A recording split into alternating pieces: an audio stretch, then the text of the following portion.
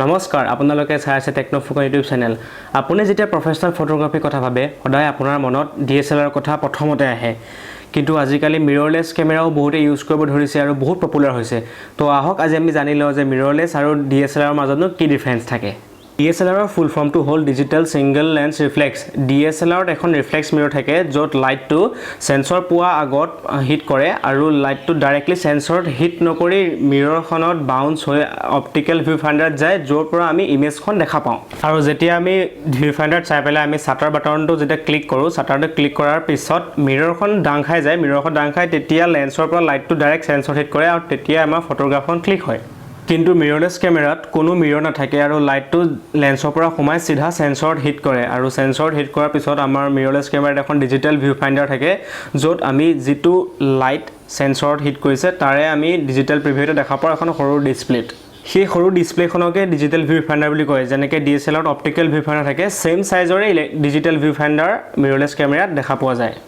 DSLR আৰু mirrorless camera দুইটাৰে lens ইন্টাৰচেঞ্জেবল হয় মানে আমি আমাৰ প্ৰয়োজন অনুসৰি যিকোনো লেন্স হলাই লগাই থাকিব পাৰো দুইটা কেমেৰাৰে ইমেজ সেন্সৰটো ডাঙৰ থাকে যাৰ কাৰণে লাইট বহুত সোমায় আৰু আপোনাৰ পিকচাৰ কোৱালিটিটো বহুত ভাল আহে নৰ্মেল ডিজিটেল কেমেৰাতকৈ DSLR আৰু মিৰৰলেছ কেমেৰাৰ পিকচাৰ কোৱালিটি বহুত বেছি গুণে ভাল হয় আৰু যিমানে সেন্সৰ সাইজটো ডাঙৰ থাকে সিমানে পিকচাৰ কোৱালিটিটো ভাল হয় এতিয়া কিছুমান দুইটা কেমেৰাৰ ডিসএডভান্টেজ আৰু এডভান্টেজ জানি লোৱা হওক তো প্ৰথমতে আমি মিৰৰলেছ কেমেৰাৰ এডভান্টেজ কিটা জানি লওঁ মিৰৰলেছ কেমেৰা বহুত সাইলেন্ট হয় আৰু ইয়াৰ শুটিং স্পীডটো বহুত ফাষ্ট হয় মিৰৰলেছ কেমেৰাৰ অটো ফোকাসটো বহুত ফাষ্ট হয় আৰু বহুত ভাল হয় আৰু ফোকাস পইণ্টছ DSLR তুলনাত মিৰৰলেছ কেমেৰাত বহুত বেছি থাকে এটা এন্ট্ৰি লেভেল DSLR যেটো আপোনাৰ 39 অটো ফোকাস যদি পইণ্টছ থাকে মিৰৰলেছৰ সেম ৰেঞ্জতে আপুনি 79 মান ফোকাস পইণ্টছ আপুনি পাই যাব যিমানে ফোকাস পইণ্টছ ভাল হয় হিমানে আপোনাৰ ইমেজখন শাৰ্প কৰি ক্লিক কৰিবলৈ আপোনাৰ সুবিধা হয় মিৰৰলেছ কেমেৰাত মিৰৰ নথকা কাৰণে সাইজটো বহুত কম্পেক্ট হয় বহুত সৰু হৈ যায় আৰু হেতু অনুসৰি বহুত লাইট ওয়েট হৈ যায় তো আপোনাৰ লৈ ফুৰিবলৈ বহুত সুবিধা হয় এতিয়া মিৰৰলেছ কেমেৰাৰ কিছুমান ডিসএডভান্টেজ জানি লোৱা হওক যেহেতু মিৰৰলেছ টেকনলজিটো বেছি পুৰণা নহয় হেতু কাৰণে লেন্সৰ আৰু এসেসৰিজৰ কালেকশন কিছুমান মিৰৰলেছ কেমেৰাৰ কাৰণে কম থাকে কাৰণ আগৰ পৰা ফটোগ্ৰাফি এসেসৰিজ আৰু লেন্সবোৰ DSLRক মনত ৰাখি বনোৱা হৈছিল কিন্তু তাৰ কাৰণে এটা উপায় আছে আপুনি কনভাৰ্টাৰ লগাই যিকোনো DSLR লেন্স আপোনাৰ মিৰৰলেছ কেমেৰাত আপুনি লগাই ফটো ক্লিক কৰিব পাৰিব মিৰৰলেছ কেমেৰাত যেটো ডিজিটেল ভিউ ফাইণ্ডাৰ থাকে যাক আমি ইলেক্ট্ৰনিক ভিউ ফাইণ্ডাৰ বুলি কওঁ হেতু সব সময়ৰ কাৰণে সুইটেবল আপোনাৰ নহব পাৰে আপুনি আৰু লো লাইটত ফটো মাৰিলে বা ফ্লো লাইটত ভিডিও কৰিলে আপোনাৰ ম্যাক্সিমাম প্ৰবলেম হয় আপোনাৰ ইলেক্ট্ৰনিক ভিউ ফাইণ্ডাৰত আপোনাৰ কেমেৰাৰ সেটিং যেটো কৰি থৈছে আপুনি যদি এক্সপোজাৰ কমাই থৈছে বা আপুনি এপাৰ্চাৰ কমাই থৈছে আপুনি ফটোখন ব্লাৰ কৰি দেখিব বিচাৰে DSLR যেনেকৈ আপোনাৰ ভিউ ফাইণ্ডাৰত যেটো ৰিয়েল ইমেজ হেতু দেখে কিন্তু মিৰৰলেছত আপোনাৰ যেটো ফাইনেল আউটপুট হ'ব হেতুহে আপুনি ডিজিটেল ভিউ ফাইণ্ডাৰত দেখা পাব সেই কাৰণে কৈছো আপুনি লো লাইট সিচুৱেচনত সদায় ডিজিটেল ভিউ ফাইণ্ডাৰত অলপমান প্ৰবলেম হয় কিন্তু এটা ফলৰ পৰা সুবিধাও আছে কাৰণ আপুনি যিখন ফটো আপুনি ক্লিক কৰিব বিচাৰিছে সেইখন ফটো আপুনি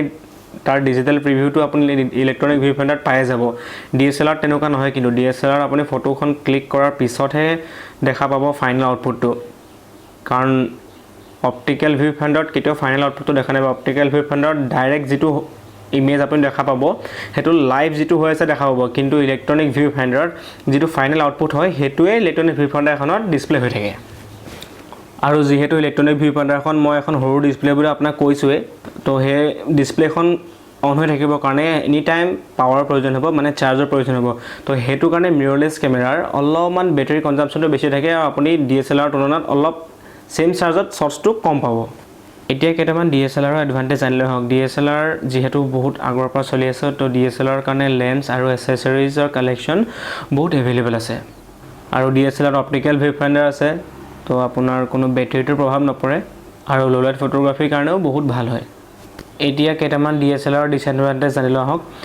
DSLR সাইজটো বহুত ডাঙৰ হয় বহুত বাল্কি হয় কম্পেয়াৰ টু মিৰৰলেছ আৰু DSLR যদি একদম আমি দামী নলৈ মিড ৰেঞ্জলৈ আমি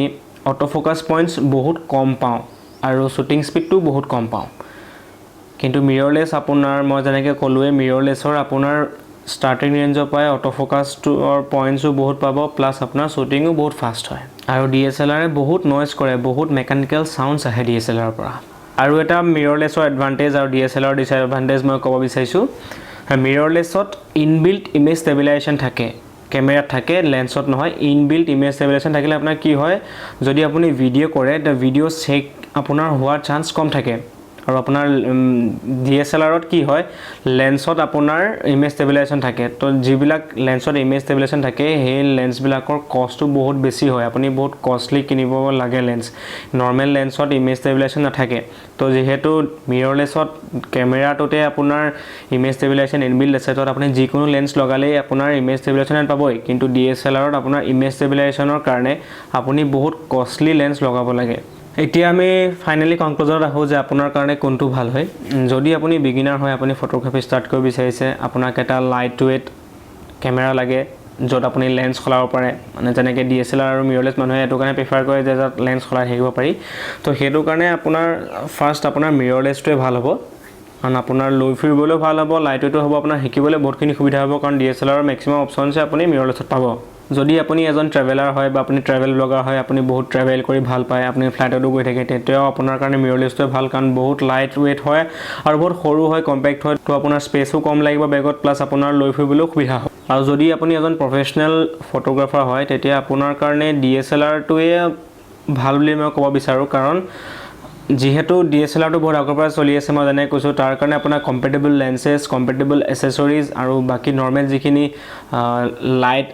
ফ্লেছ সব বক্স দৰকাৰ হয় গোটেইখিনি DSLRক মনত ৰাখিয়ে বনোৱা হৈছে তো DSLR লগত এইখিনি কম্পেটেবিলিটি স্লাইটলি মিৰৰলেছতকৈ ভাল হয় তো আপোনাৰ কাৰণে সেইটো কথা ভাবিলে আপোনাৰ কাৰণে DSLRটোৱে ভাল হ'ব কষ্টলিকেইটা মই বাজেটৰ কথা কোৱা নাই যিকেইটা আপুনি প্ৰফেশ্যনেল হ'লেতো আপুনি এনেও কষ্টলি কেমেৰাই ল'ব তো সেইকেইটাৰ কথা কৈছোঁ আৰু যদি আপুনি এজন ভিডিঅ'গ্ৰাফাৰ হয় আপুনি ৱেডিং ভিডিঅ' কৰে বা আপুনি নৰ্মেলিও আপুনি চিনেমেট'গ্ৰাফি কৰে তো আপোনাৰ কাৰণেও মিৰৰলেছটোৱে ভাল হ'ব কাৰণ মিৰৰলেছটো লাইট ৱেইটো হয় ভিডিঅ' কৰিবলৈও ভাল প্লাছ তাতে অটো ফ'কাছ পইণ্টছো বেছি আছে শ্বাৰ্পনেছটোও ভাল পাব শ্বুটিং স্পীডটোও ভাল হয় আৰু অভাৰঅল পাৰফৰ্মেঞ্চটো আপুনি ভিডিঅ'ত DSLRতকৈ মিৰৰলেছত ভাল পাব তো এইটোৱে আছিল আজি থুলমূলকৈ DSLR আৰু মিৰৰলেছৰ ডিফাৰেঞ্চখিনি বুজাবৰ কাৰণে বনোৱা ভিডিঅ' আশা ৰাখিছোঁ আপোনালোকক মই বুজাব পাৰিলোঁ সেনেকুৱা ভিডিঅ' আৰু আগলৈও আহি থাকিব তো চেনেলটো ছাবস্ক্ৰাইব কৰিবলৈ নাপাহৰিব ভিডিঅ'টো যদি ভাল লাগিলে লাইক কৰিব আৰু শ্বেয়াৰো কৰিব আকৌ লগ পোৱাৰ আশাৰে ধন্যবাদ